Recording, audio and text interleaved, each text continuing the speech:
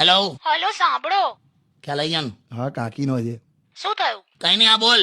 અરે આવતા આવતા દૂધ લેતા આવજો ને. હા, કેમ ઢીલી છે એકદમ?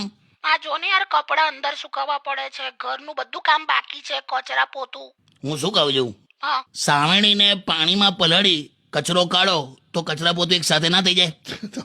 તમે યાર. એટલે આ તો મેં તારી સ્ટાઇલમાં તને સમજાયું. તું છોકરાઓને જે રીતે ભણાવે છે ને એ રીતે.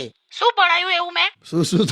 શું ભણે? અરે છોકરાઓને શું સમજાવ્યા? શું? જે લોકો મંદિરની બહારથી રસ્તે જતા ચાલુ વેહિકલ પર ભગવાનના દર્શન કરી લે એને માર્ગદર્શન કહેવાય. અરે એ તો હવે જવા દે. એમાં શું થયું? હા, એટલે એ તો શબ્દો છે ને, છૂટા પાડીને હું મારી રીતે સમજાવતી હતી એમ. અરે માર્ગદર્શન એને કે માર્ગદર્શન એટલે ગાઈડન્સ કહેવાય.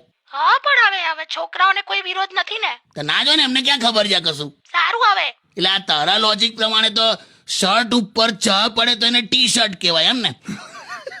જવા દો ને, મારો સેટ પણ મૂડ નથી હવે.